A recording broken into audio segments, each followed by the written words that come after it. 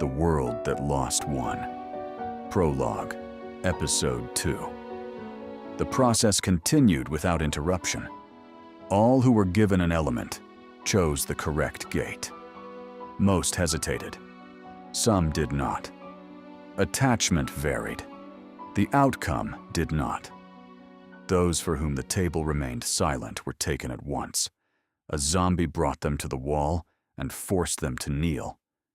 A cart waited beyond the sanctum gate to carry them to the pits. No one knew what the pits were, as no one had ever returned from one. The last child in line watched carefully. He had chosen the end of the line for a reason, letting the sequence unfold, noting its variations, weighing his choices. The line shortened with each name called. Each answer from the table confirmed a child's fate. Some passed through the gates. Others were dragged to the wall. Now only 2 children remained in line. "Proceed," the priest said. The second to last boy stepped forward.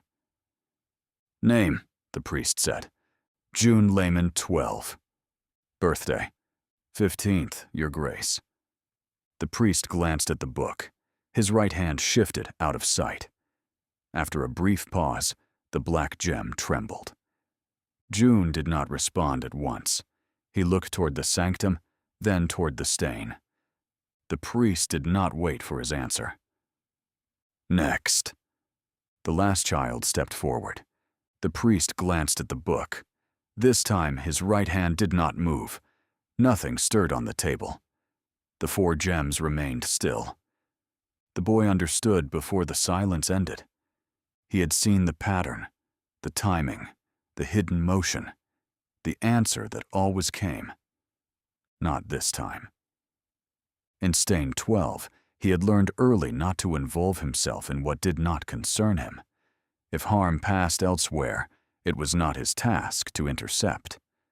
Had the table answered him, he would have said nothing. It did not. The absence left him with no safe option. Only one move remained, and it would not wait. Before anyone reacted, the boy spoke.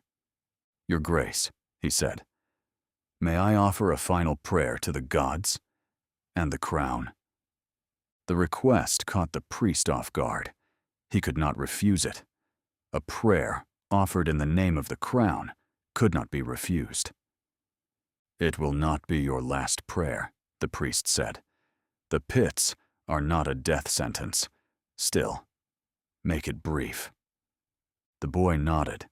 He knelt before the altar and raised both hands toward the sky. He began to pray. "Great heavenly ones," he said, his voice rising as if released, "cast your power upon the crown." His hands lifted higher, fingers spread. "Bless our King, the living God among men, the one who gives us order and assigns us our place. Grant him an eternal reign. Without him, we fall into disorder and are lost." He paused. When he spoke again, his voice lowered, intimate. "We love him more than our own mothers. They gave us bodies. The King gives us meaning. Without him, even blood has no claim on us." The words were familiar. The form was correct, but the way he delivered them was not. The priest watched him more closely now. Had the boy borne metal or water, he could have been taken for clerical training. There was something in his voice that drew people in and held them there. But he bore no element. The boy looked toward those kneeling against the wall.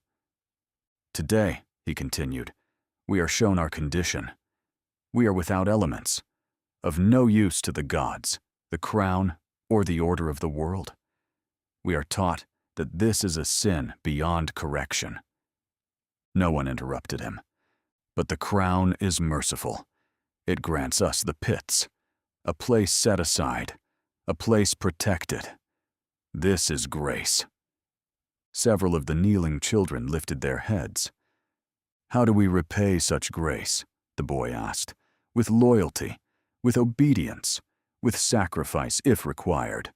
We protect the crown's name from harm, from deceit, from anything that stains it.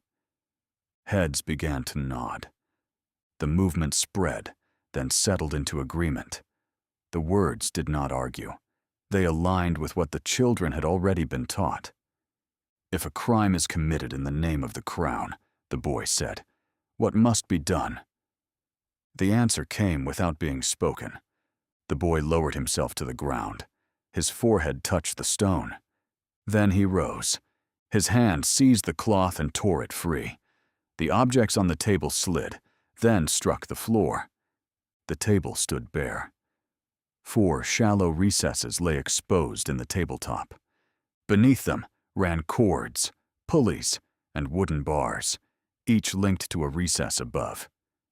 "This priest is lying," the boy said, dropping beneath the table. "The gods did not make us elementalists. He did." He pulled the cords. The recesses above began to tremble. "They deceive the crown," he shouted. "They betray the crown in the crown's name. They are sending us to the pits for a sin we do not bear.